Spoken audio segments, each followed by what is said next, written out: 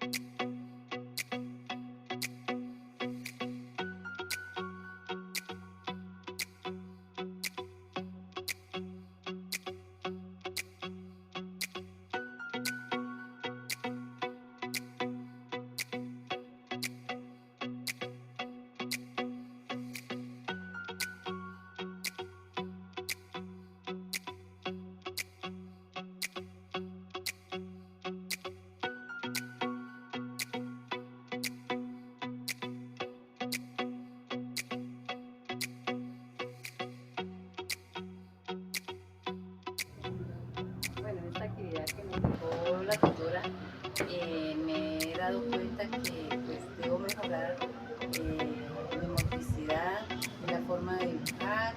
Hay detalles que uno no sabe, como son las manos. Veo que las manos me quedaron diferentes.